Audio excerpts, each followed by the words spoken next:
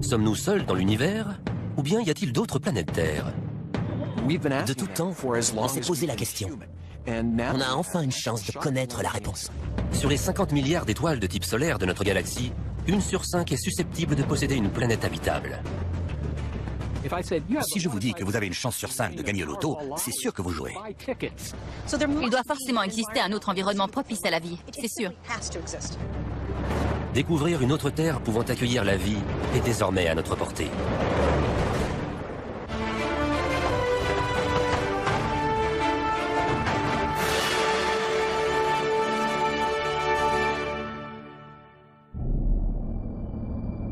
Il y a encore 20 ans, les astronomes avaient connaissance d'une seule étoile qui soit entourée de planètes, le Soleil. On ignorait si les autres étoiles de la galaxie avaient des planètes. Pendant des milliers d'années, c'était impossible de le savoir. Peut-être que le Soleil était unique et qu'on avait eu un coup de chance. Mais en 1995, les astronomes découvrent une planète géante gazeuse appelée 51 Pégasi b. Elle ressemble à notre Jupiter, mais elle se trouve à 50 années-lumière de la Terre. Cette planète en orbite autour d'une étoile lointaine est la toute première exoplanète. Sa découverte met le feu aux poudres. Les recherches dans le domaine se multiplient. C'est une époque bénie en la matière. Des centaines d'exoplanètes sont découvertes chaque année. Beaucoup d'étoiles dans la galaxie sont dotées d'une planète. Elles sont même nombreuses à en avoir plusieurs.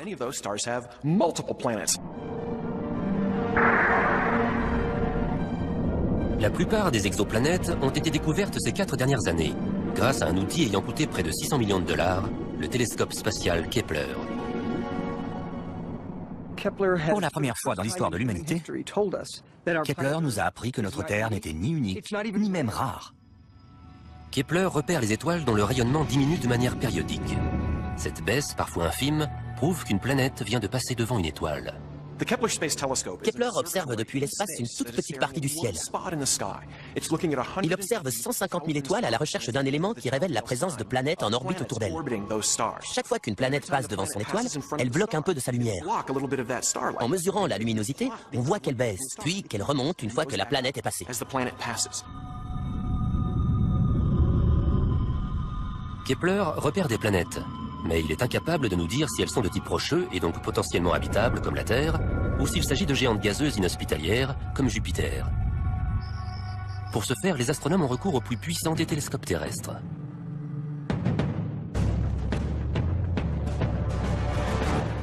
Nous sommes à Berkeley, en Californie. Il est 21 h, mais la journée de Geoff Marcy commence à peine. Ce soir, il va contrôler à distance le télescope Keck, installé sur le point culminant de Hawaï, afin d'étudier les centaines de nouvelles exoplanètes que Kepler a découvertes. Caroline, qu'on voit dans la vidéo du bas, se trouve dans les locaux du télescope Keck, à 600 mètres d'altitude, sur les flancs du volcan Mauna Kea. On lui fournit les coordonnées de chaque étoile. Ensuite, elle opère cet énorme télescope pour qu'il les étudie. Elle devrait être en plein milieu. Là. Ouais, c'est ça, c'est magnifique. Ok, on peut y aller. Ok, voyons un peu cette première étoile. Keck mesure l'attraction gravitationnelle qu'exercent ces étoiles sur leur planète. Geoff Marcy en déduit la masse et la composition de ces planètes, ainsi que la distance qui les sépare de leur étoile. Ce qu'on cherche avant tout, c'est si ces planètes possèdent, comme la Terre, une surface ferme sur laquelle l'eau peut former des flaques, et sur laquelle une espèce technologiquement avancée pourrait évoluer. Ou au contraire, si ce sont des géantes gazeuses incapables d'abriter la vie telle qu'on la connaît. Si une planète est rocheuse, Geoff calcule la distance qui la sépare de son étoile. Comme boucle d'or, il cherche la température parfaite. Elle doit être ni trop chaude, ni trop froide. La température doit permettre à l'eau d'exister à l'état liquide. Si on est trop près de l'étoile, l'eau va s'évaporer. Si on est trop loin, elle va geler. Dans cette zone habitable, on peut trouver de l'eau liquide, et donc peut-être la vie.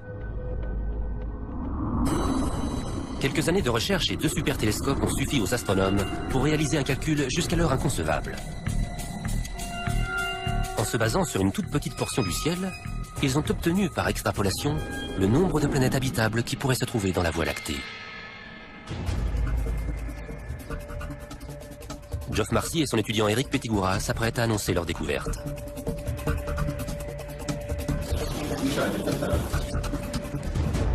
Bienvenue à la réunion d'information Kepler. Je vous prie d'accueillir Eric Pettigura. Je suis heureux de vous annoncer que 22% des étoiles de type solaire possèdent une planète dans la zone habitable qui fasse entre 1 et 2 fois la taille de la Terre et qui baigne dans la même intensité lumineuse. C'est un véritable événement. Ces 22% signifient qu'il existe potentiellement 11 milliards de planètes habitables dans la Voie lactée. Faites une pile de billets de $1, un pour chacune de ces planètes, vous irez 3 fois plus loin que la Station Spatiale Internationale. 1 sur 5. Ça veut dire des milliards de planètes rien que dans la Voie lactée. C'est une révélation cruciale quand on cherche la vie dans l'espace. C'est une avancée historique. Maintenant, il s'agit de savoir s'il y a de la vie sur de telles planètes. C'est ce qu'on va essayer de faire. Le candidat le plus prometteur est Kepler-62, un système solaire composé de 5 planètes, dont 2 super-Terres.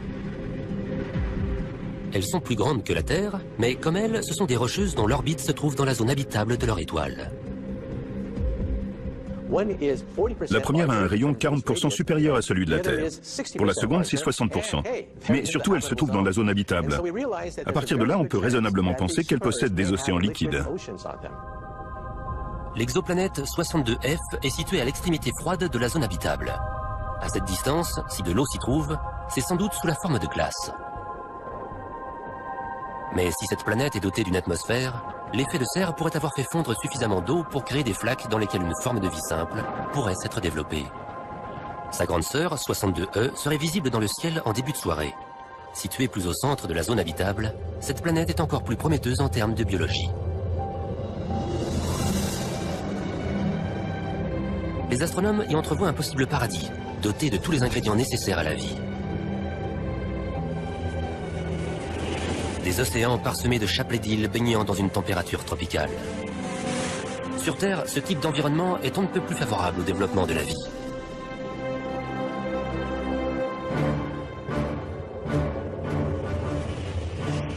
Kepler-62 met la communauté scientifique en émoi, car c'est la planète qui correspond le mieux à notre système solaire.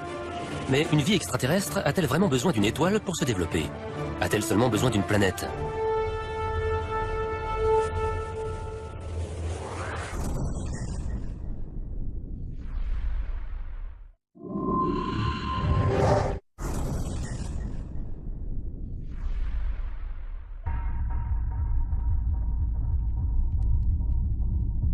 Rien que dans notre galaxie, il pourrait y avoir 11 milliards d'exoplanètes en orbite autour d'étoiles comparables à notre Soleil en termes de taille et de luminosité.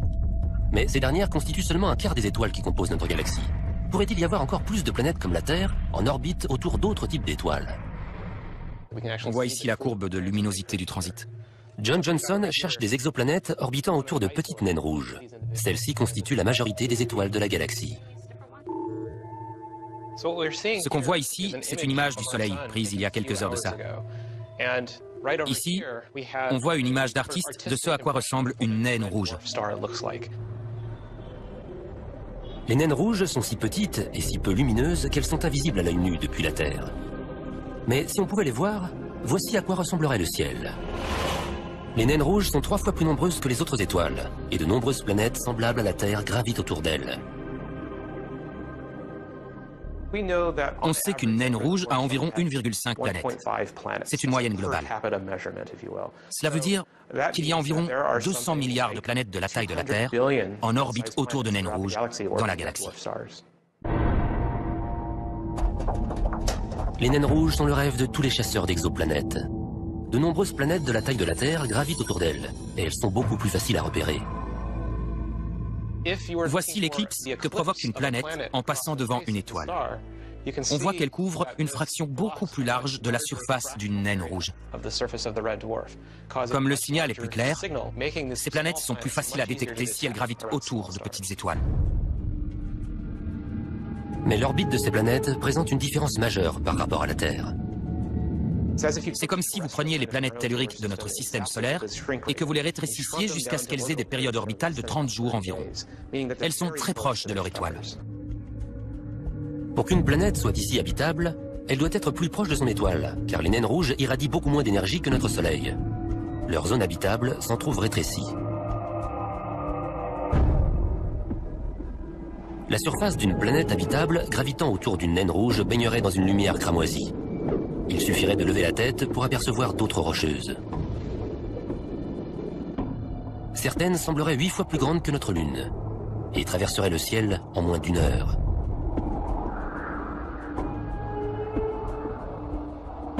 Il pourrait y avoir jusqu'à 22 milliards d'exoplanètes comme celle-ci, juste dans la Voie lactée. Cela signifie que pour chaque exotère baignant dans la lumière d'un soleil, il y en aurait 2 de plus dans le halo d'une naine rouge.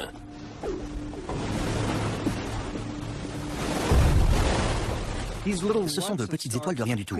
Elles pourraient facilement passer inaperçues. Mais il est fort possible que ce soit autour de naines rouges que gravite la plus grande part des planètes capables d'abriter la vie.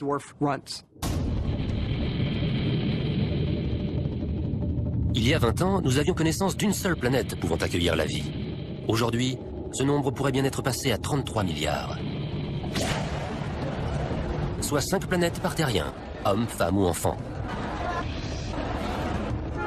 Mais ce chiffre, pourtant colossal, pourrait être en deçà de la réalité.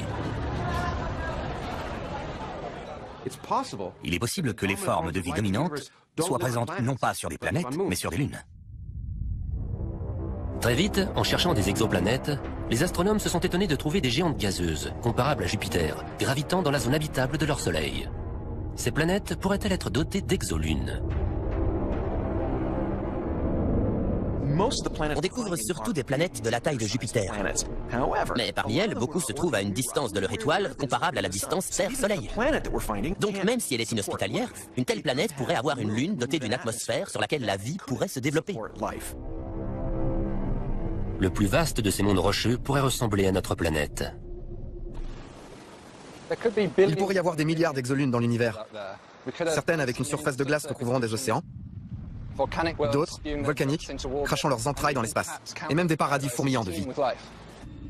Pour repérer des exolunes, David Kipping cherche une double diminution dans la courbe de luminosité d'une étoile. On cherche les exolunes de la même manière qu'on cherche les exoplanètes, en les observant lorsqu'elles passent devant leur étoile. Si une exoplanète possède une lune, on observe une baisse importante due à l'exoplanète, puis une baisse plus petite à droite ou à gauche qu'on attribue à la lune.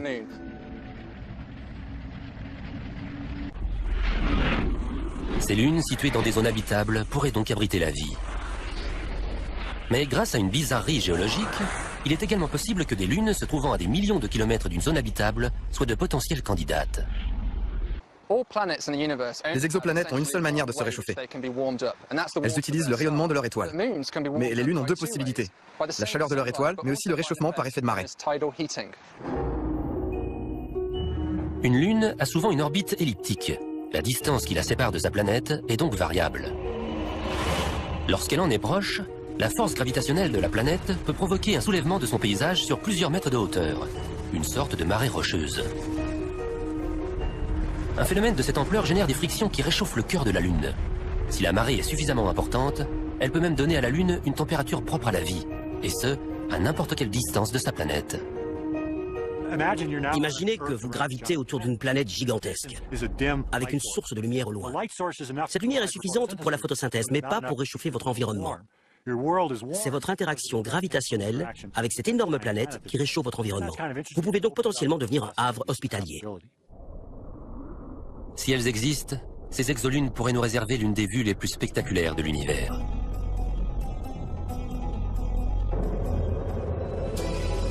Imaginez un monde rocheux semblable au nôtre, doté d'océans, de montagnes, mais avec dans le ciel une gigantesque planète entourée d'un anneau, ainsi qu'une autre lune, en perpétuelle éruption. Les exolunes semblent tout droit sorties d'une œuvre de science-fiction.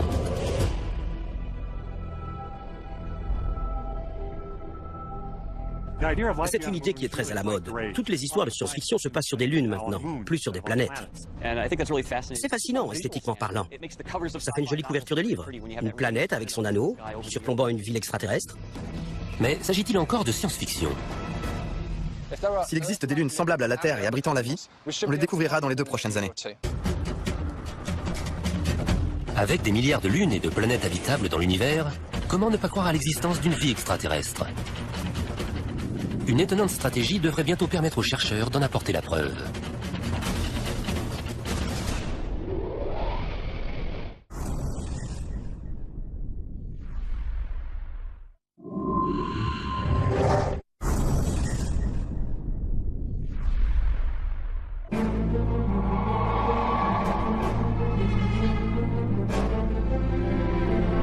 Grâce à d'impressionnantes avancées technologiques, les scientifiques ont enfin réussi à percer les secrets de la Voie lactée. La Terre n'est pas unique. Des dizaines de milliards d'autres planètes et de lunes potentiellement habitables sont disséminées dans toute la galaxie.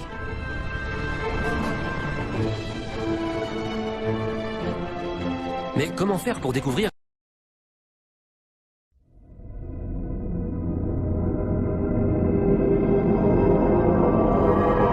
si elle porte la vie lorsqu'elle se trouve si loin de nous? Vous allez me dire, pourquoi est-ce qu'on ne va pas visiter ces exoplanètes? On prend une fusée et on y va. Je vous répondrai que c'est impossible, elles sont trop loin. Même la plus proche des planètes habitables identifiées par Kepler se trouve hors de notre portée. Il faudrait à Voyageur 1 plus de 200 000 ans pour l'atteindre, et c'est la plus rapide de nos sondes spatiales. Dans cette quête d'une vie extraterrestre, les vaisseaux spatiaux ne nous sont d'aucune utilité. Trouver la vie dans l'espace nécessite un outil capable de voyager à la vitesse de la lumière. Les astronomes ont donc décidé d'utiliser la lumière des étoiles.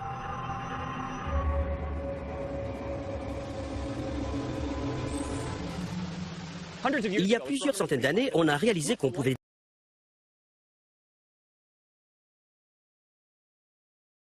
décomposer la lumière des étoiles selon les couleurs de l'arc-en-ciel pour étudier leurs constituants. Voici l'arc-en-ciel correspondant à la lumière émise par notre Soleil. Les intervalles noirs, appelés lignes d'absorption, sont une sorte de signature. Ils indiquent aux scientifiques la composition chimique de l'atmosphère du Soleil. Comme les empreintes digitales, qui sont spécifiques à chaque être humain, les empreintes chimiques, ces lignes d'absorption que l'on voit dans le spectre de l'arc-en-ciel d'un objet, nous donnent énormément d'informations sur sa composition. Si l'atmosphère d'une étoile possède une signature, celle d'une planète doit également en être dotée. Et il existe des signatures chimiques que seule la vie peut produire. Pour les chercheurs d'exoplanètes, identifier une biosignature équivaudrait à trouver le Saint Graal. Notamment s'il s'agit d'oxygène.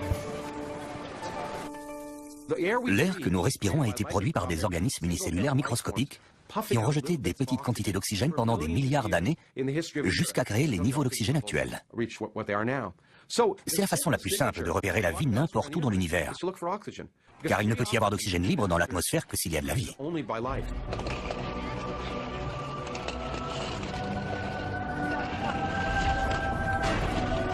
Il est relativement simple de capturer et de décomposer la lumière d'une étoile lointaine. Mais pour une obscure et minuscule exoplanète, il en va tout autrement.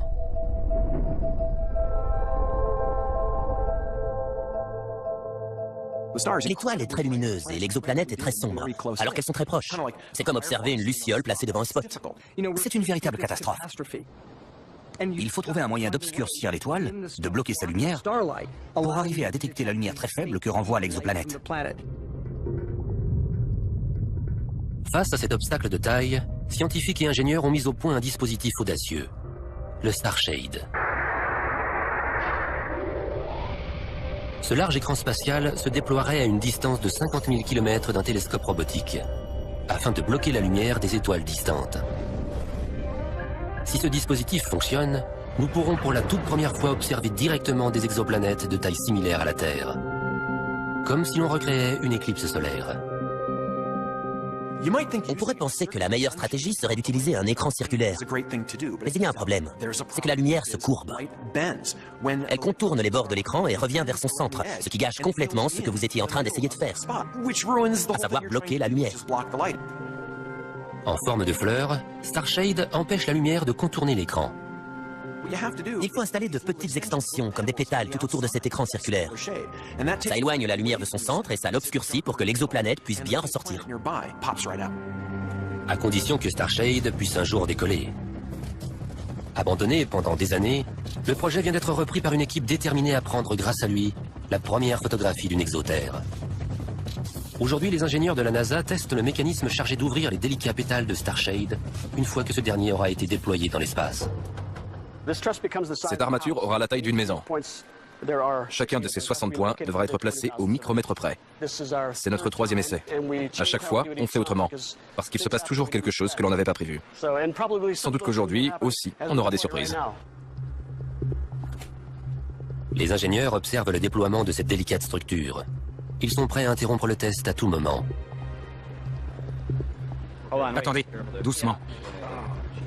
Le moindre accroc pourrait suffire à enrayer cette belle mécanique. Bien vu. À 5 cm près, ça allait sauter. C'est bon, on peut reprendre. L'équipe, de plus en plus confiante, regarde la structure prendre forme. Cette fois-ci, ils ont réussi. Tout s'est bien emboîté? Bravo à tous. Bien joué, David. Si tout se passe bien, Starshade sera lancé dans les 10 prochaines années. Il offrira peut-être au monde la première image d'une exoplanète vivante. Quand on aura cette première image, quand elle fera la une de tous les journaux, ce sera comme le premier pas sur la Lune. Le monde entier en sera soufflé. Mettre au jour un autre système qui nous amènera à d'autres découvertes et peut-être même à des échanges. Pour moi, c'est la plus grande avancée à laquelle l'homme puisse prétendre. Il me semble que ça en vaut la peine. À présent, on sait qu'il y a des milliards d'exoplanètes comme celle-ci. Il doit forcément exister un autre environnement propice à la vie. C'est sûr. Mais à quoi ressemblerait une vie extraterrestre? Notre histoire primitive nous livre de précieux indices sur la question.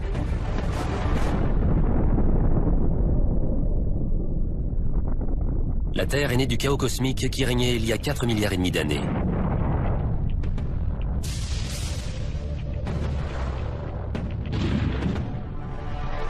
Des astéroïdes géants sont entrés en collision avec la Terre pendant des centaines de millions d'années, jusqu'à créer un océan de roches en fusion riche en éléments chimiques. Lorsque ces bombardements cessent enfin, la température de la Terre diminue suffisamment pour que se forme une surface solide. C'est alors que survient le miracle. La vie est apparue sur Terre dès que les conditions idéales ont été réunies. La vie a commencé dès que la Terre s'est solidifiée. Il y a donc une formule magique. Dès que la température et les éléments chimiques correspondent, c'est quasi automatique. Nous ignorons encore si la vie apparaît de manière automatique. Cependant, la plupart des scientifiques s'accordent à dire que pour ce faire, les éléments de base nécessaires doivent baigner dans une soupe primordiale.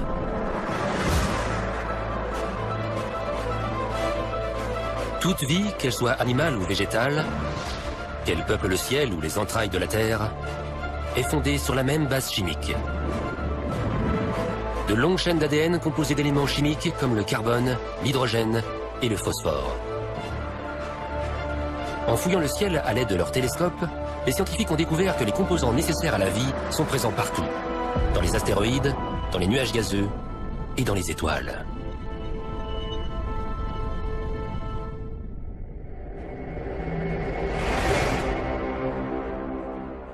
Le plus gros de l'univers est composé des mêmes éléments, ceux qui composent les planètes, ceux qui ont créé la vie sur Terre. Ces éléments sont sans doute présents partout dans l'univers. Ça veut dire que la vie a un immense terrain de jeu potentiel. Mais pour transformer la chimie en biochimie, un ingrédient clé est nécessaire. Sur Terre, toute vie a besoin d'eau liquide pour se développer et se reproduire. C'est une exigence propre à toute forme de vie. Soit vous êtes dans l'eau, soit vous êtes composé d'eau. Il n'y a pas de vie sans eau liquide. Si on n'a pas d'eau liquide, on ne peut pas mélanger les ingrédients qui composent le cocktail biochimique de la vie.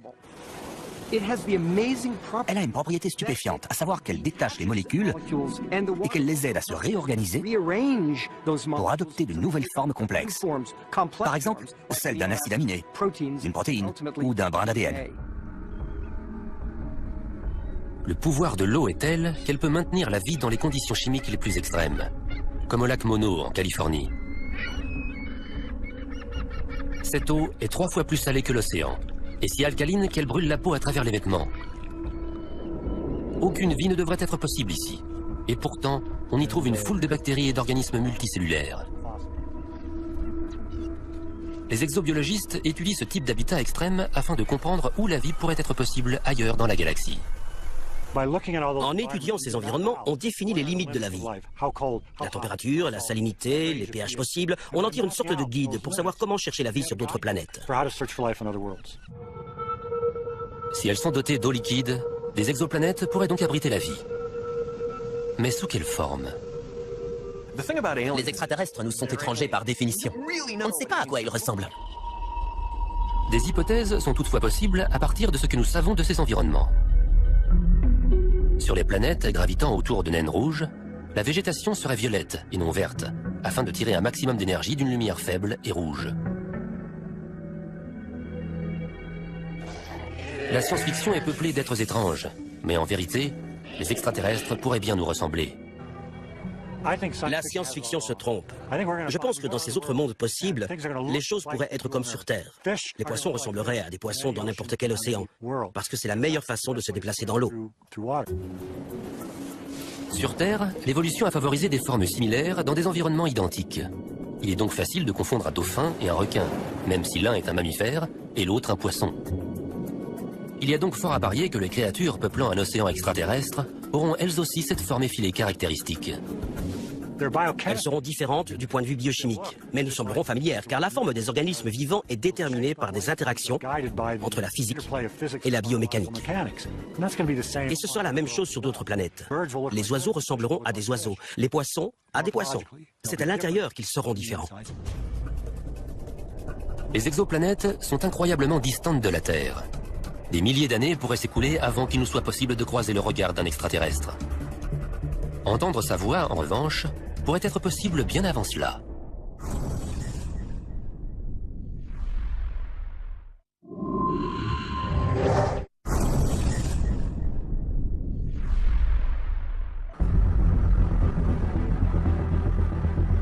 En Californie du Nord, 42 paraboles sont tournées vers le ciel dans l'espoir de capter des communications extraterrestres. Seth Shostak est astronome émérite au sein du programme SETI pour la recherche d'une intelligence extraterrestre. D'après lui, des civilisations extraterrestres pourraient envoyer des ondes radio dans l'espace. Le réseau d'antennes du télescope Allen attend patiemment un signe de leur part. Quand on cherche une forme d'intelligence dans l'espace, des extraterrestres, comme on dit, il y a différentes approches. On pourrait y aller nous-mêmes, mais il se peut qu'ils soient très loin et nos fusées ne suffiraient pas. On peut attendre qu'ils se posent dans le jardin, beaucoup de gens pensent que c'est déjà arrivé, mais pas moi. Et ce que nous faisons, c'est chercher des signaux, un signal radio ou un signal lumineux, quelque chose qui nous permet de les localiser. Les ondes radio sont des impulsions à basse fréquence parfaites pour la communication dans l'espace. Elles sont très puissantes et faciles à produire. Les ondes radio peuvent traverser les larges nuages de poussière qui bloquent les signaux lumineux. Elles peuvent transporter de vastes quantités d'informations codées. Sans parler de leur principal avantage, elles voyagent à la vitesse de la lumière. C'est vraiment la meilleure manière de s'adresser aux extraterrestres. Même si vous êtes une civilisation avancée et que vous avez un outil de communication qui utilise les neutrinos ou les tachyons, vous savez qu'il existe d'autres civilisations moins avancées technologiquement. Si vous voulez qu'elles vous comprennent, vous vous mettez à leur niveau en utilisant des ondes radio. Donc, la façon la moins coûteuse de découvrir une forme de vie extraterrestre, c'est d'être à l'écoute de ces ondes. C'est la mission du programme SETI depuis plus de 50 ans.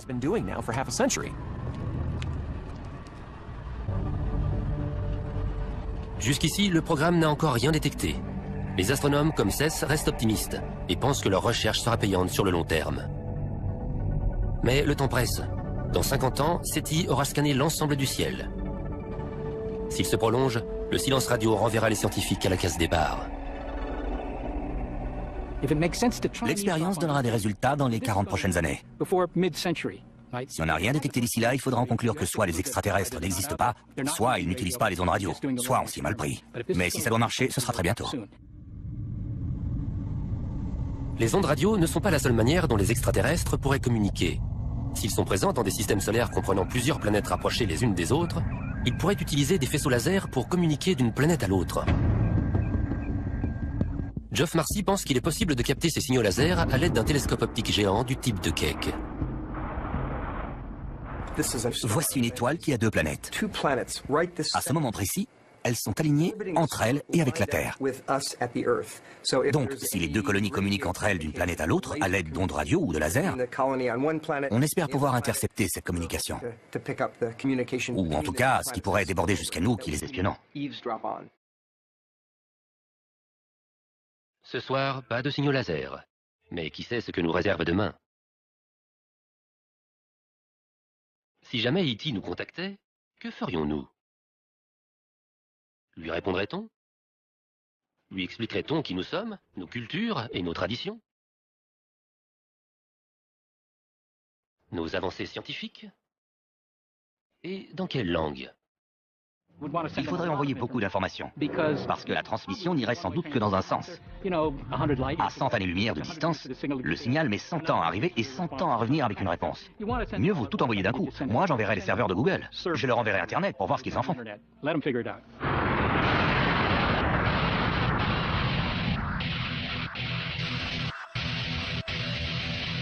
Deux aventures scientifiques tentent de trouver une réponse à la même question. Sommes-nous seuls dans l'univers? La première, la recherche d'exoplanètes, est une réussite. Chaque semaine, on découvre de nouveaux mondes potentiellement habitables. On se demandait si les exoplanètes étaient répandues. Maintenant, on peut le dire haut et fort. Oui, il y en a partout dans le ciel. Vous n'avez qu'à lever les yeux. Il y en a des milliers, dans toutes les directions. La deuxième tentative, à savoir espionner les signaux extraterrestres, est un échec.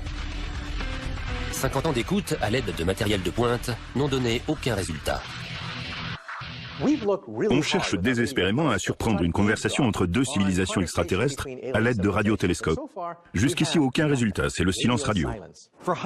Sur des centaines d'années, nous n'avons pas la moindre preuve d'une vie technologiquement avancée, ni même d'une vie primitive. Il y a quelque chose qui cloche. Des milliards de planètes pourraient accueillir la vie. Mais ces mondes intelligents resteraient silencieux? Serait-il possible que la vie apparaisse partout, mais qu'elle n'aille jamais nulle part? Une forme d'intelligence devrait laisser des indices visibles de sa présence dans l'univers. On devrait voir les autoroutes, les gratte-ciels, les infrastructures de ces civilisations. Pourquoi on ne les voit pas? Où sont-ils? Pourquoi diable n'atterrissent-ils pas tout simplement sur la pelouse de la Maison Blanche? Une moitié de notre cerveau nous dit « Bien sûr qu'il y a d'autres formes de vie dans la galaxie, dont certaines sont intelligentes. » L'autre moitié nous dit « Arrête ton char, on n'a aucune preuve de ça. » On est comme écartelés entre les deux. Il s'agit du paradoxe de Fermi. Source de nombreux questionnements, il a également permis de faire émerger plusieurs solutions possibles. Pour certains, le passage d'une vie simple à une vie technologique et intelligente est un phénomène extrêmement rare et complexe. Serions-nous les seuls êtres doués d'intelligence dans l'univers entier? Est-il possible que l'humanité soit une bizarrerie, un pur fruit du hasard, un simple coup de dé dans le grand jeu de la biologie, alors que la plupart des exoplanètes habitables iraient leur bonhomme de chemin sans avoir aucune espèce intelligente avancée?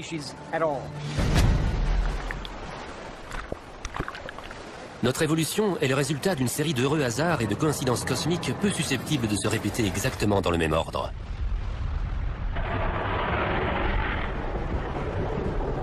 L'eau, par exemple. Il aurait suffi que la Terre en reçoive un peu plus pour que nous ne voyions jamais le jour. La masse de la Terre est pour moi d'un dixième d'1% composé d'eau. Ça représente une toute petite goutte par rapport au globe solide de la Terre. On peut donc facilement imaginer que d'autres planètes aient reçu 2 ou 3 gouttes d'eau. Auquel cas, les océans sont si profonds qu'ils recouvrent les continents et les montagnes. S'il n'y a pas de terre ferme, c'est difficile de créer des pianos ou d'écrire de la grande littérature, sans parler de concevoir des ordinateurs et des fusées. Mais même le fait que l'eau soit présente en quantité adéquate ne garantit en rien l'apparition de l'intelligence. En 4 milliards d'années de vie sur Terre, cela ne s'est produit qu'une seule fois. Les espèces évoluent dans le temps, mais leur intelligence ne se développe pas pour autant. Les dinosaures en sont le meilleur exemple. Ils ont survécu grâce à leur vitesse, à la longueur de leurs dents et à la solidité de leur carapace. Ils ont régné sur la Terre pendant 200 millions d'années, mais sans jamais développer la technologie dont nous, humains, sommes si fiers. Et sans un autre coup du sort cosmique survenu il y a 65 millions d'années, les dinosaures et leur modeste cerveau seraient peut-être restés l'espèce dominante sur Terre. L'intelligence est peut-être extrêmement rare, même si la vie existe partout. Dans ce cas, l'homme est peut-être encore plus précieux qu'on le croyait. Il est aussi possible que des civilisations se soient développées ailleurs dans l'univers, qu'elles aient connu un rayonnement hors du commun, puis qu'elles se soient éteintes, bien avant que l'homme ait développé la technologie lui permettant de les détecter.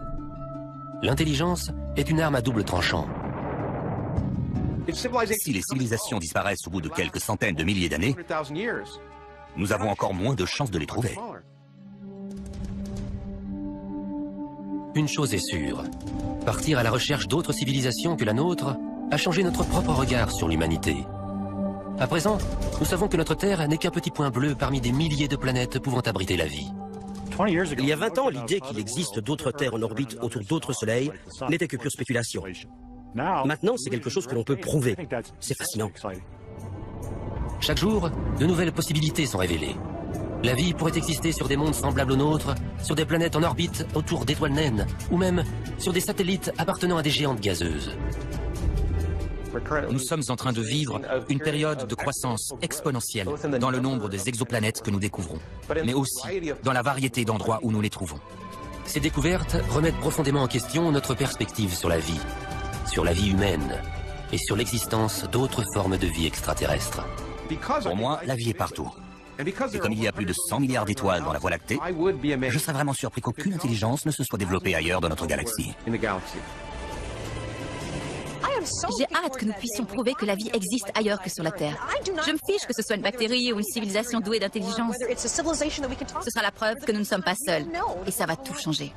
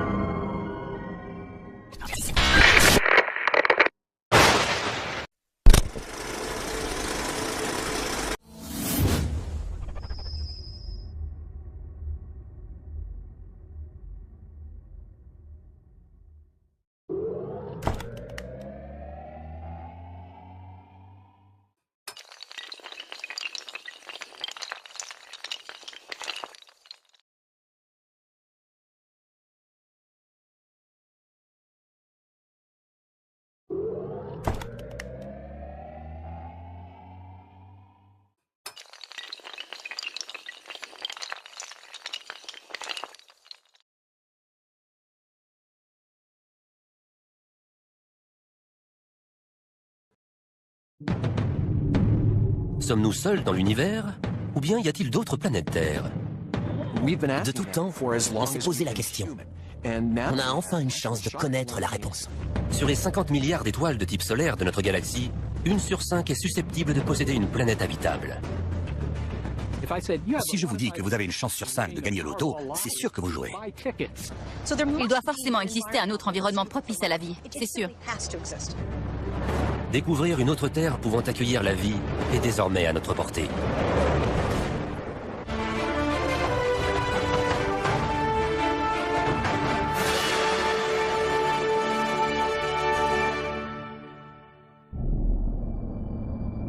Il y a encore 20 ans, les astronomes avaient connaissance d'une seule étoile qui soit entourée de planètes, le Soleil.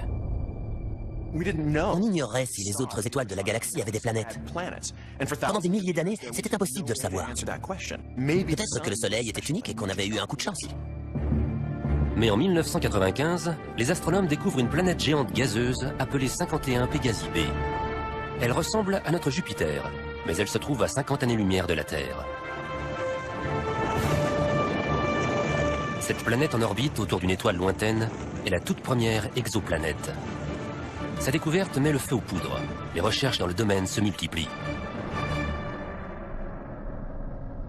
C'est une époque bénie en la matière. Des centaines d'exoplanètes sont découvertes chaque année. Beaucoup d'étoiles dans la galaxie sont dotées d'une planète. Elles sont même nombreuses à en avoir plusieurs.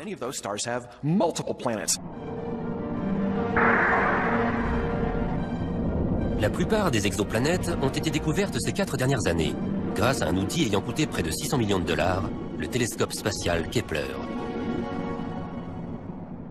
Pour la première fois dans l'histoire de l'humanité, Kepler nous a appris que notre Terre n'était ni unique, ni même rare. Kepler repère les étoiles dont le rayonnement diminue de manière périodique. Cette baisse, parfois infime, prouve qu'une planète vient de passer devant une étoile. Kepler observe depuis l'espace une toute petite partie du ciel. Il observe 150 000 étoiles à la recherche d'un élément qui révèle la présence de planètes en orbite autour d'elle. Chaque fois qu'une planète passe devant son étoile, elle bloque un peu de sa lumière. En mesurant la luminosité, on voit qu'elle baisse, puis qu'elle remonte une fois que la planète est passée.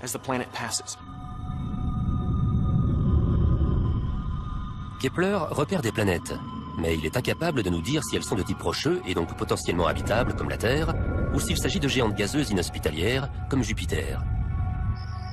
Pour ce faire, les astronomes ont recours au plus puissant des télescopes terrestres.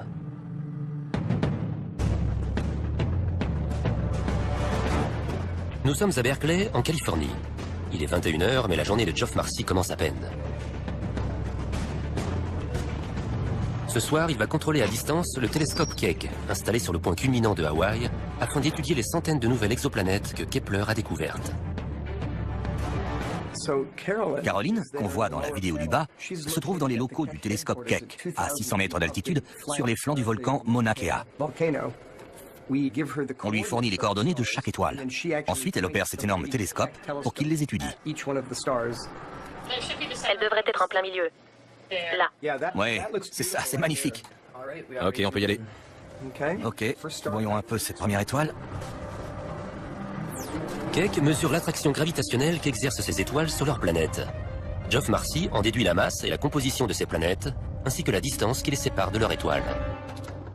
Ce qu'on cherche avant tout, c'est si ces planètes possèdent, comme la Terre, une surface ferme sur laquelle l'eau peut former des flaques, et sur laquelle une espèce technologiquement avancée pourrait évoluer. Ou au contraire, si ce sont des géantes gazeuses incapables d'abriter la vie telle qu'on la connaît. Si une planète est rocheuse, Geoff calcule la distance qui la sépare de son étoile. Comme boucle d'or, il cherche la température parfaite. Elle doit être ni trop chaude, ni trop froide. La température doit permettre à l'eau d'exister à l'état liquide. Si on est trop près de l'étoile, l'eau va s'évaporer. Si on est trop loin, elle va geler. Dans cette zone habitable, on peut trouver de l'eau liquide, et donc peut-être la vie. Quelques années de recherche et 2 super télescopes ont suffi aux astronomes pour réaliser un calcul jusqu'alors inconcevable.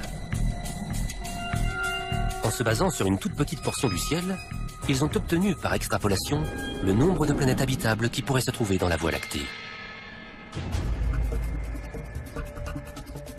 Geoff Marcy et son étudiant Eric Pettigura s'apprêtent à annoncer leur découverte.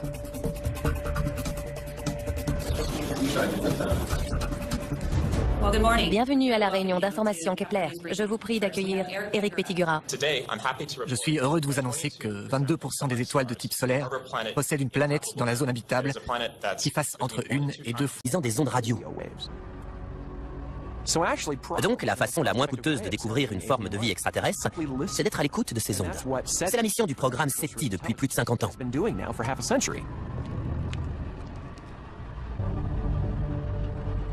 Jusqu'ici, le programme n'a encore rien détecté. Les astronomes comme CES restent optimistes et pensent que leur recherche sera payante sur le long terme. Mais le temps presse. Dans 50 ans, SETI aura scanné l'ensemble du ciel. S'il se prolonge, le silence radio renverra les scientifiques à la case départ. L'expérience donnera des résultats dans les 40 prochaines années. Si on n'a rien détecté d'ici là, il faudra en conclure que soit les extraterrestres n'existent pas, soit ils n'utilisent pas les ondes radio, soit on s'y est mal pris. Mais si ça doit marcher, ce sera très bientôt. Les ondes radio ne sont pas la seule manière dont les extraterrestres pourraient communiquer. S'ils sont présents dans des systèmes solaires comprenant plusieurs planètes rapprochées les unes des autres, ils pourraient utiliser des faisceaux laser pour communiquer d'une planète à l'autre. Geoff Marcy pense qu'il est possible de capter ces signaux laser à l'aide d'un télescope optique géant du type de Keck. Voici une étoile qui a 2 planètes. À ce moment précis, elles sont alignées entre elles et avec la Terre. Donc, si les 2 colonies communiquent entre elles d'une planète à l'autre à l'aide d'ondes radio ou de laser, on espère pouvoir intercepter cette communication. Ou en tout cas, ce qui pourrait déborder jusqu'à nous qui les espionnons. Ce soir, pas de signaux laser. Mais qui sait ce que nous réserve demain? Si jamais E.T. nous contactait, que ferions-nous? Lui répondrait-on? Lui expliquerait-on qui nous sommes, nos cultures et nos traditions? Nos avancées scientifiques? Et dans quelle langue? Il faudrait envoyer beaucoup d'informations, parce que la transmission n'irait sans doute que dans un sens. À 100 années-lumière de distance, le signal met 100 ans à arriver et 100 ans à revenir avec une réponse. Mieux vaut tout envoyer d'un coup. Moi, j'enverrai les serveurs de Google. Je leur enverrai Internet pour voir ce qu'ils en font.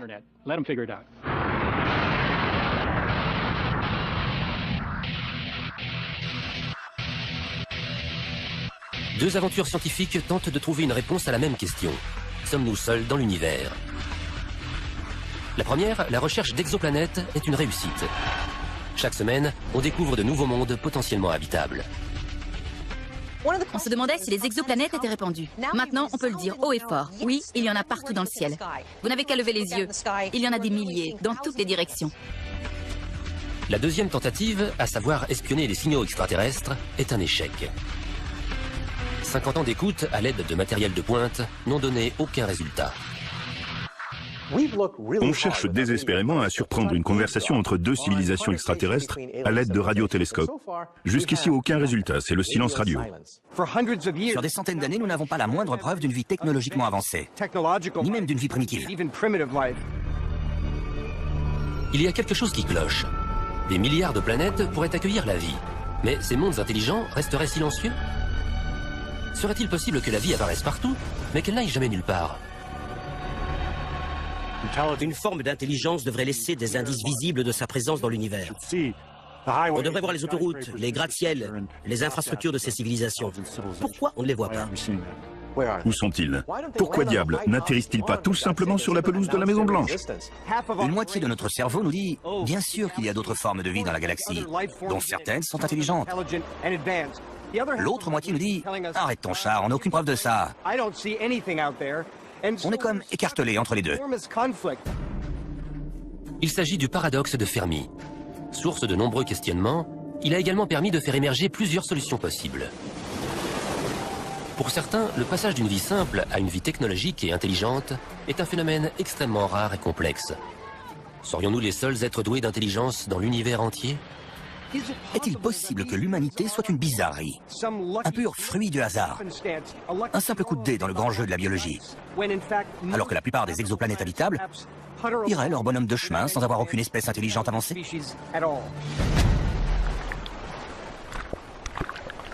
Notre évolution est le résultat d'une série d'heureux hasards et de coïncidences cosmiques peu susceptibles de se répéter exactement dans le même ordre.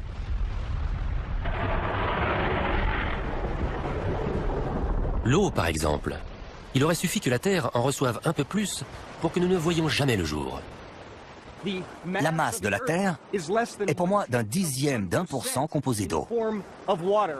Ça représente une toute petite goutte par rapport au globe solide de la Terre. On peut donc facilement imaginer que d'autres planètes aient reçu 2 ou 3 gouttes d'eau. Auquel cas, les océans sont si profonds qu'ils recouvrent les continents et les montagnes.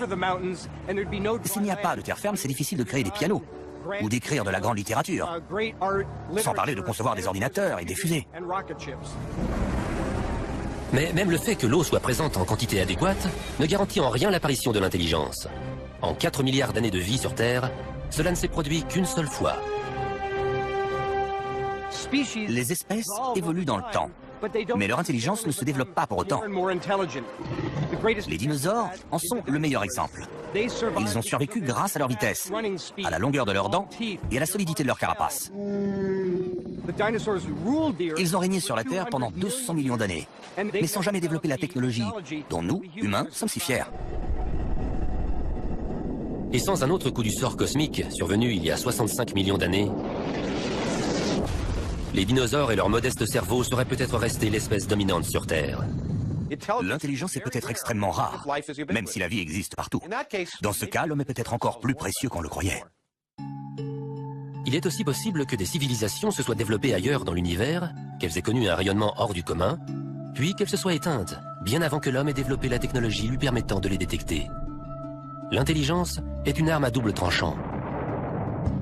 Si les civilisations disparaissent au bout de quelques centaines de milliers d'années, nous avons encore moins de chances de les trouver.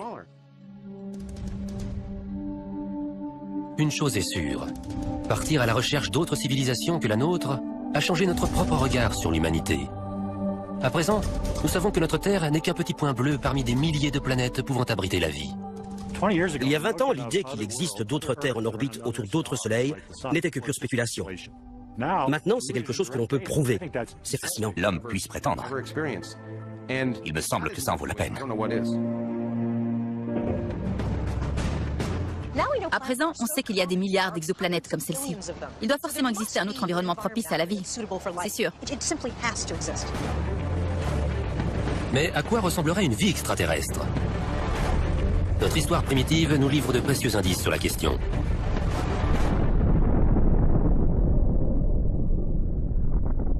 La Terre est née du chaos cosmique qui régnait il y a 4 milliards et demi d'années.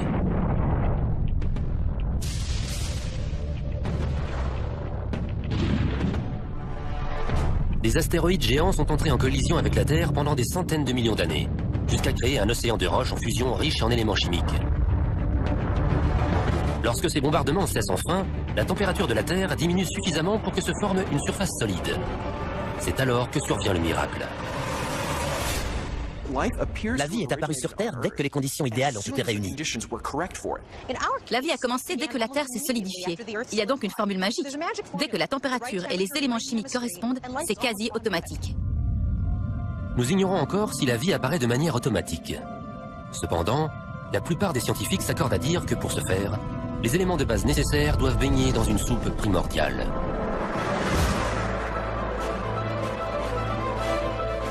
Toute vie, qu'elle soit animale ou végétale, qu'elle peuple le ciel ou les entrailles de la Terre, est fondée sur la même base chimique.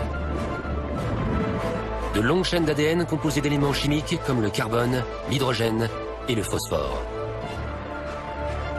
En fouillant le ciel à l'aide de leurs télescopes, les scientifiques ont découvert que les composants nécessaires à la vie sont présents partout, dans les astéroïdes, dans les nuages gazeux et dans les étoiles.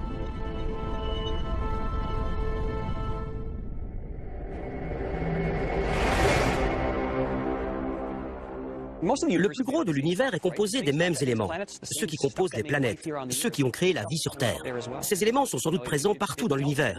Ça veut dire que la vie a un immense terrain de jeu potentiel.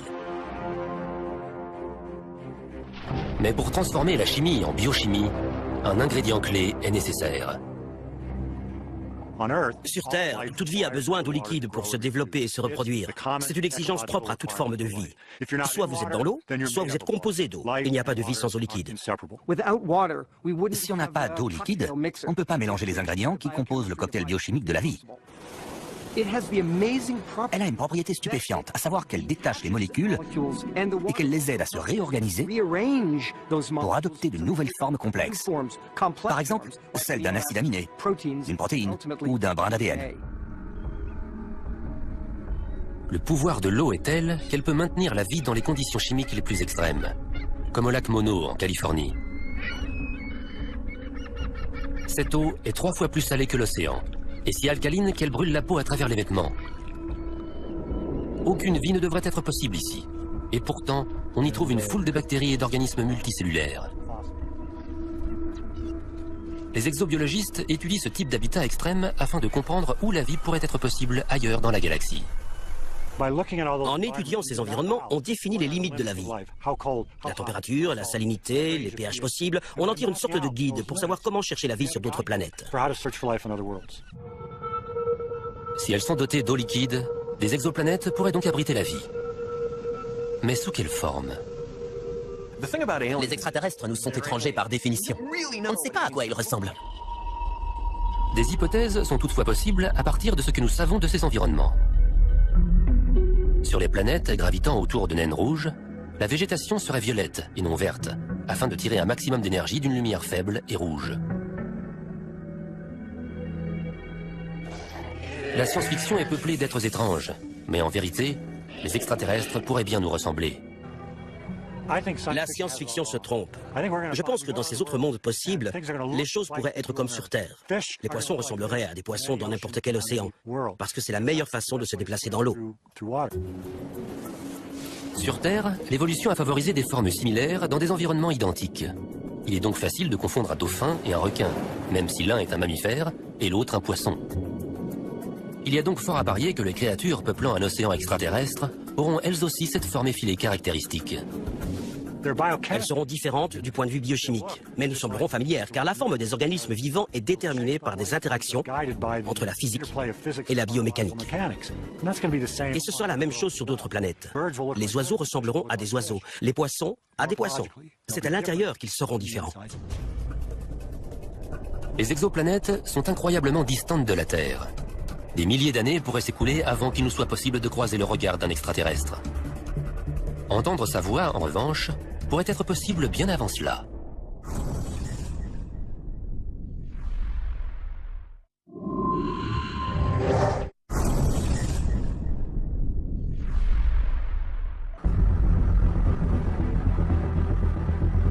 En Californie du Nord, 42 paraboles sont tournées vers le ciel dans l'espoir de capter des communications extraterrestres. Seth Shostak est astronome émérite au sein du programme SETI pour la recherche d'une intelligence extraterrestre. D'après lui, des civilisations extraterrestres pourraient envoyer des ondes radio dans l'espace. Le réseau d'antennes du télescope Allen attend patiemment un signe de leur part. Quand on cherche une forme d'intelligence dans l'espace, des extraterrestres, comme on dit, il y a différentes approches. On pourrait y aller nous-mêmes, mais il se peut qu'ils soient très loin et nos fusées ne suffiraient pas. On peut attendre qu'ils se posent dans le jardin, beaucoup de gens pensent que c'est déjà arrivé, mais pas moi. Et ce que nous faisons, c'est chercher des signaux, un signal radio ou un signal lumineux, quelque chose qui nous permet de les localiser. Les ondes radio sont des impulsions à basse fréquence parfaites pour la communication dans l'espace. Elles sont très puissantes et faciles à produire. Les ondes radio peuvent traverser les larges nuages de poussière qui bloquent les signaux lumineux.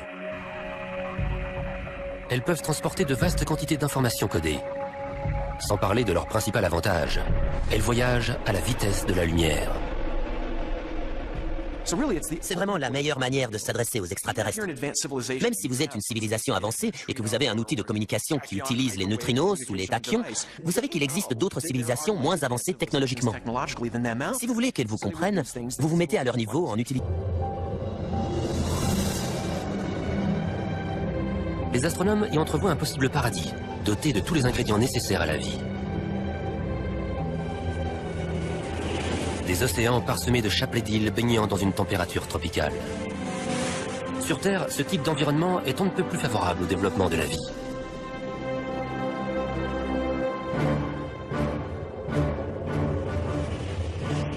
Kepler 62 met la communauté scientifique en émoi, car c'est la planète qui correspond le mieux à notre système solaire. Mais une vie extraterrestre a-t-elle vraiment besoin d'une étoile pour se développer? A-t-elle seulement besoin d'une planète?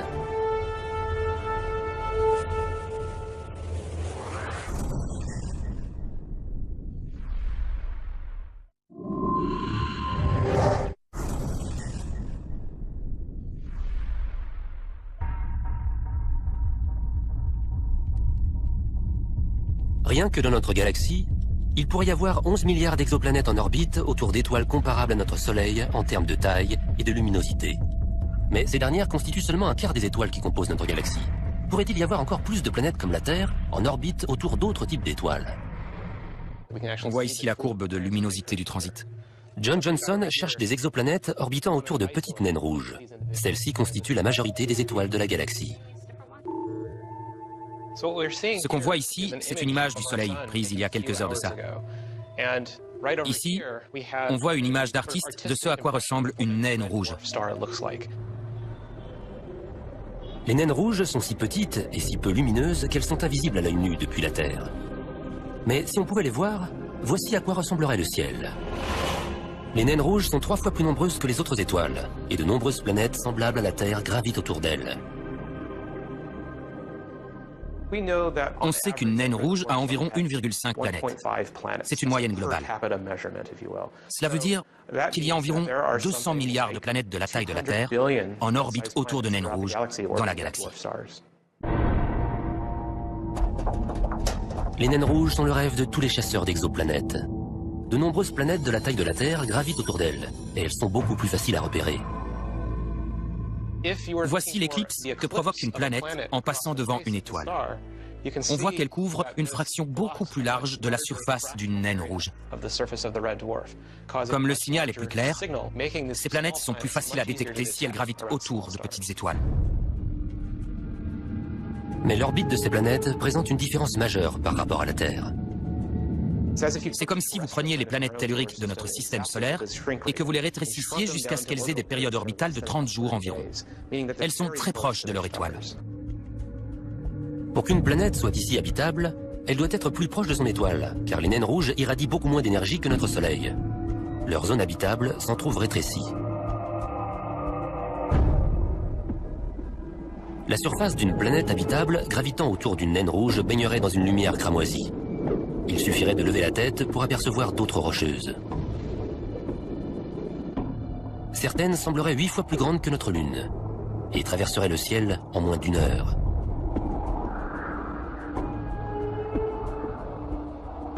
Il pourrait y avoir jusqu'à 22 milliards d'exoplanètes comme celle-ci, juste dans la Voie lactée.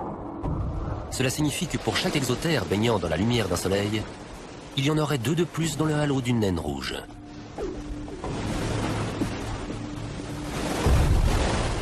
Ce sont de petites étoiles de rien du tout. Elles pourraient facilement passer inaperçues. Mais il est fort possible que ce soit autour de naines rouges que gravite la plus grande part des planètes capables d'abriter la vie.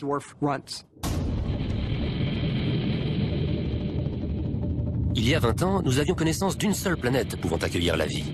Aujourd'hui, ce nombre pourrait bien être passé à 33 milliards. Soit 5 planètes par terrien, hommes, femmes ou enfants. Mais ce chiffre, pourtant colossal, pourrait être en deçà de la réalité. Il est possible que les formes de vie dominantes soient présentes non pas sur des planètes, mais sur des lunes. Très vite, en cherchant des exoplanètes, les astronomes se sont étonnés de trouver des géantes gazeuses, comparables à Jupiter, gravitant dans la zone habitable de leur Soleil.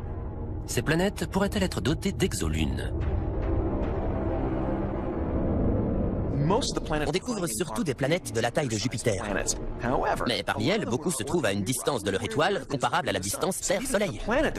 Donc même si elle est inhospitalière, une telle planète pourrait avoir une lune dotée d'une atmosphère sur laquelle la vie pourrait se développer. Le plus vaste de ces mondes rocheux pourrait ressembler à notre planète. Il pourrait y avoir des milliards d'exolunes dans l'univers. Certaines avec une surface de glace recouvrant des océans, d'autres volcaniques, crachant leurs entrailles dans l'espace, et même des paradis fourmillants de vie. Pour repérer des exolunes, David Kipping cherche une double diminution dans la courbe de luminosité d'une étoile. On cherche les exolunes de la même manière qu'on cherche les exoplanètes, en les observant lorsqu'elles passent devant leur étoile. Si une exoplanète possède une lune, on observe une baisse importante due à l'exoplanète, puis une baisse plus petite à droite ou à gauche qu'on attribue à la lune.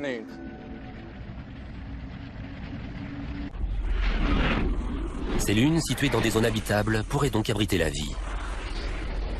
Mais grâce à une bizarrerie géologique, il est également possible que des lunes se trouvant à des millions de kilomètres d'une zone habitable soient de potentielles candidates. Les exoplanètes ont une seule manière de se réchauffer. Elles utilisent le rayonnement de leur étoile. Mais les lunes ont 2 possibilités. La chaleur de leur étoile, mais aussi le réchauffement par effet de marée. Une lune a souvent une orbite elliptique. La distance qui la sépare de sa planète est donc variable. Lorsqu'elle en est proche, la force gravitationnelle de la planète peut provoquer un soulèvement de son paysage sur plusieurs mètres de hauteur, une sorte de marée rocheuse. Un phénomène de cette ampleur génère des frictions qui réchauffent le cœur de la Lune. Si la marée est suffisamment importante, elle peut même donner à la Lune une température propre à la vie, et ce, à n'importe quelle distance de sa planète. Imaginez que vous gravitez autour d'une planète gigantesque, avec une source de lumière au loin. Cette lumière est suffisante pour la photosynthèse, mais pas pour réchauffer votre environnement. C'est votre interaction gravitationnelle avec cette énorme planète qui réchauffe votre environnement. Vous pouvez donc potentiellement devenir un havre hospitalier. Si elles existent, ces exolunes pourraient nous réserver l'une des vues les plus spectaculaires de l'univers.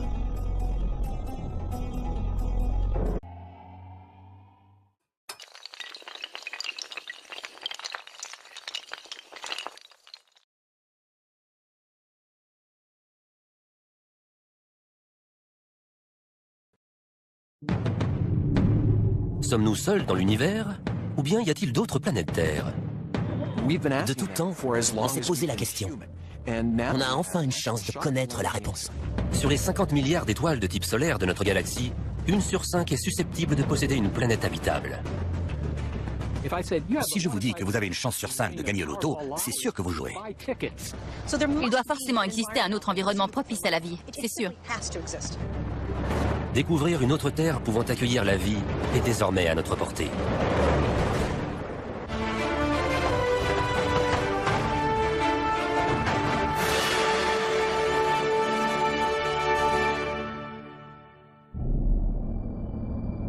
Il y a encore 20 ans, les astronomes avaient connaissance d'une seule étoile qui soit entourée de planètes, le Soleil.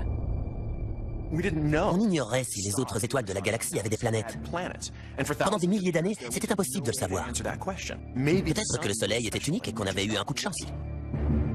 Mais en 1995, les astronomes découvrent une planète géante gazeuse appelée 51 Pégasi b. Elle ressemble à notre Jupiter, mais elle se trouve à 50 années-lumière de la Terre. Cette planète en orbite autour d'une étoile lointaine est la toute première exoplanète. Sa découverte met le feu aux poudres. Les recherches dans le domaine se multiplient. C'est une époque bénie en la matière. Des centaines d'exoplanètes sont découvertes chaque année. Beaucoup d'étoiles dans la galaxie sont dotées d'une planète. Elles sont même nombreuses à en avoir plusieurs.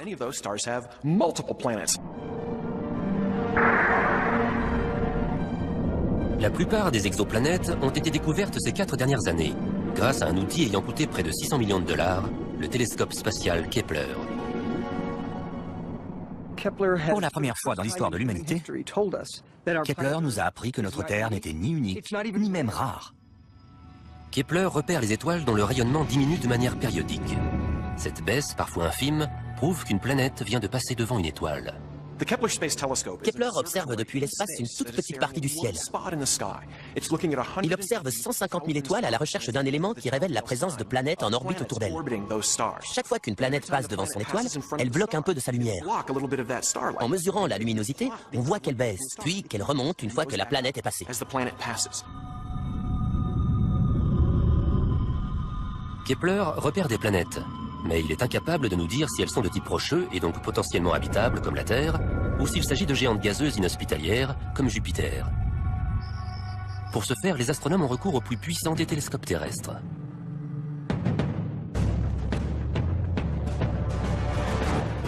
Nous sommes à Berkeley, en Californie. Il est 21 h, mais la journée de Geoff Marcy commence à peine. Ce soir, il va contrôler à distance le télescope Keck, installé sur le point culminant de Hawaï, afin d'étudier les centaines de nouvelles exoplanètes que Kepler a découvertes. Caroline, qu'on voit dans la vidéo du bas, se trouve dans les locaux du télescope Keck, à 600 mètres d'altitude, sur les flancs du volcan Mauna Kea. On lui fournit les coordonnées de chaque étoile. Ensuite, elle opère cet énorme télescope pour qu'il les étudie. Elle devrait être en plein milieu. Là. Ouais, c'est ça, c'est magnifique. Ok, on peut y aller. Ok, voyons un peu cette première étoile. Keck mesure l'attraction gravitationnelle qu'exercent ces étoiles sur leur planète. Geoff Marcy en déduit la masse et la composition de ces planètes, ainsi que la distance qui les sépare de leur étoile. Ce qu'on cherche avant tout, c'est si ces planètes possèdent, comme la Terre, une surface ferme sur laquelle l'eau peut former des flaques, et sur laquelle une espèce technologiquement avancée pourrait évoluer. Ou au contraire, si ce sont des géantes gazeuses incapables d'abriter la vie telle qu'on la connaît. Si une planète est rocheuse, Geoff calcule la distance qui la sépare de son étoile. Comme boucle d'or, il cherche la température parfaite. Elle doit être ni trop chaude, ni trop froide. La température doit permettre à l'eau d'exister à l'état liquide. Si on est trop près de l'étoile, l'eau va s'évaporer. Si on est trop loin, elle va geler. Dans cette zone habitable, on peut trouver de l'eau liquide, et donc peut-être la vie. Quelques années de recherche et 2 super télescopes ont suffi aux astronomes pour réaliser un calcul jusqu'alors inconcevable. En se basant sur une toute petite portion du ciel, ils ont obtenu par extrapolation le nombre de planètes habitables qui pourraient se trouver dans la Voie lactée. Geoff Marcy et son étudiant Eric Pettigura s'apprêtent à annoncer leur découverte.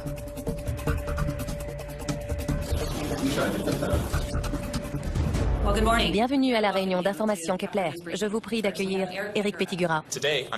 Je suis heureux de vous annoncer que 22% des étoiles de type solaire possèdent une planète dans la zone habitable qui fasse entre 1 et 2 fois la taille de la Terre et qui baigne dans la même intensité lumineuse. C'est un véritable événement. Ces 22% signifient qu'il existe potentiellement 11 milliards de planètes habitables dans la Voie lactée. Faites une pile de billets de $1, un pour chacune de ces planètes, vous irez 3 fois plus loin que la Station spatiale internationale. 1 sur 5. Ça veut dire des milliards de planètes rien que dans la Voie lactée. C'est une révélation cruciale quand on cherche la vie dans l'espace. C'est une avancée historique. Maintenant, il s'agit de savoir s'il y a de la vie sur de telles planètes. C'est ce qu'on va essayer de faire. Le candidat le plus prometteur est Kepler 62, un système solaire composé de 5 planètes, dont 2 super-terres. Elles sont plus grandes que la Terre, mais comme elles, ce sont des rocheuses dont l'orbite se trouve dans la zone habitable de leur étoile. La première a un rayon 40% supérieur à celui de la Terre. Pour la seconde, c'est 60%. Mais surtout, elle se trouve dans la zone habitable. À partir de là, on peut raisonnablement penser qu'elle possède des océans liquides. L'exoplanète 62F est située à l'extrémité froide de la zone habitable. À cette distance, si de l'eau s'y trouve, c'est sans doute sous la forme de glace. Mais si cette planète est dotée d'une atmosphère, l'effet de serre pourrait avoir fait fondre suffisamment d'eau pour créer des flaques dans lesquelles une forme de vie simple pourrait s'être développée. Sa grande sœur, 62E, serait visible dans le ciel en début de soirée. Située plus au centre de la zone habitable, cette planète est encore plus prometteuse en termes de biologie. Imaginez un monde rocheux semblable au nôtre, doté d'océans, de montagnes, mais avec dans le ciel une gigantesque planète entourée d'un anneau, ainsi qu'une autre lune, en perpétuelle éruption.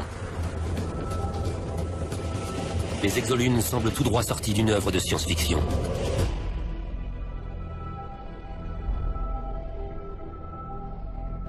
C'est une idée qui est très à la mode. Toutes les histoires de science-fiction se passent sur des lunes maintenant, plus sur des planètes. C'est fascinant, esthétiquement parlant. Ça fait une jolie couverture de livre. Une planète avec son anneau, surplombant une ville extraterrestre. Mais s'agit-il encore de science-fiction?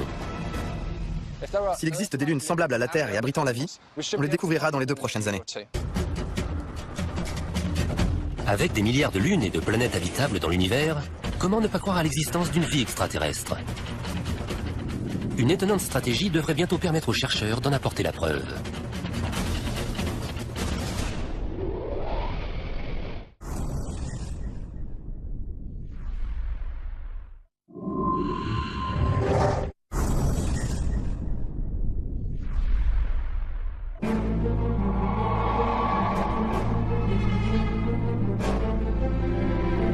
Grâce à d'impressionnantes avancées technologiques, les scientifiques ont enfin réussi à percer les secrets de la Voie lactée.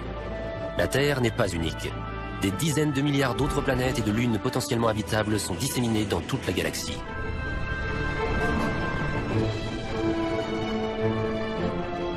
Mais comment faire pour découvrir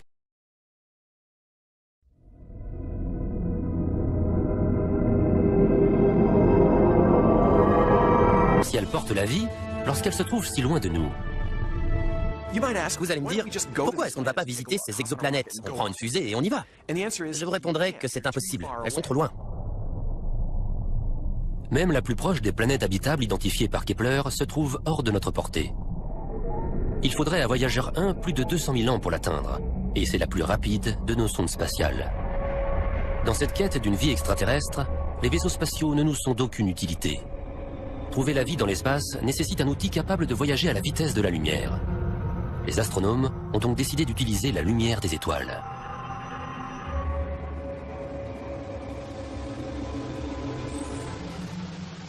Il y a plusieurs centaines d'années, on a réalisé qu'on pouvait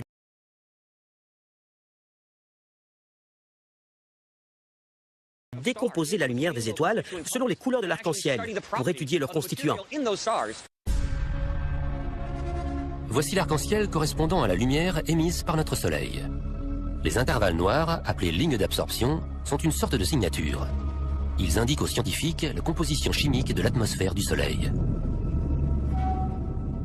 Comme les empreintes digitales, qui sont spécifiques à chaque être humain, les empreintes chimiques, ces lignes d'absorption que l'on voit dans le spectre de l'arc-en-ciel d'un objet, nous donnent énormément d'informations sur sa composition.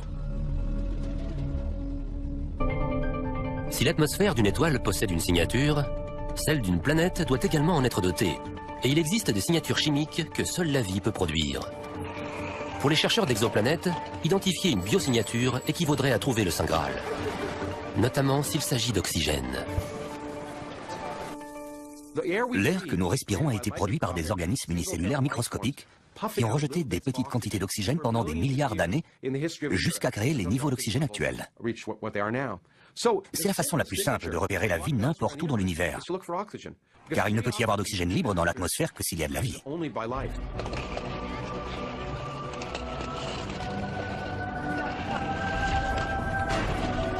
Il est relativement simple de capturer et de décomposer la lumière d'une étoile lointaine. Mais pour une obscure et minuscule exoplanète, il en va tout autrement.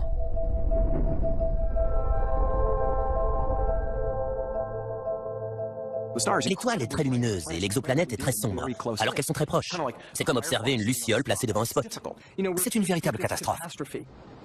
Il faut trouver un moyen d'obscurcir l'étoile, de bloquer sa lumière, pour arriver à détecter la lumière très faible que renvoie l'exoplanète.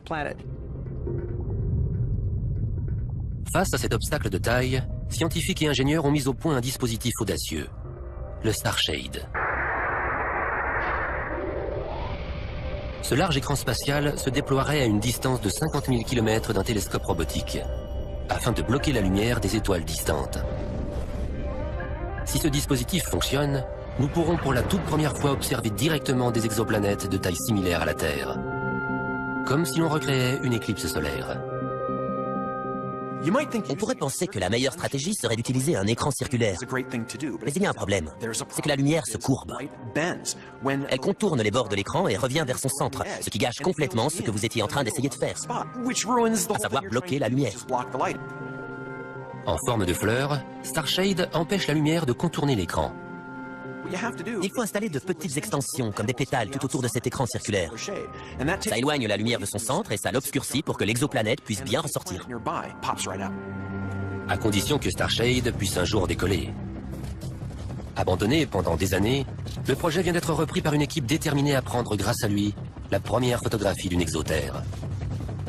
Aujourd'hui, les ingénieurs de la NASA testent le mécanisme chargé d'ouvrir les délicats pétales de Starshade, une fois que ce dernier aura été déployé dans l'espace. Cette armature aura la taille d'une maison. Chacun de ces 60 points devra être placé au micromètre près. C'est notre troisième essai. À chaque fois, on fait autrement, parce qu'il se passe toujours quelque chose que l'on n'avait pas prévu. Sans doute qu'aujourd'hui, aussi, on aura des surprises. Les ingénieurs observent le déploiement de cette délicate structure. Ils sont prêts à interrompre le test à tout moment. Attendez, doucement. Le moindre accroc pourrait suffire à enrayer cette belle mécanique. Bien vu. À 5 cm près, ça allait sauter. C'est bon, on peut reprendre. L'équipe, de plus en plus confiante, regarde la structure prendre forme. Cette fois-ci, ils ont réussi. Tout s'est bien emboîté? Bravo à tous! Bien joué, David. Si tout se passe bien, Starshade sera lancé dans les 10 prochaines années.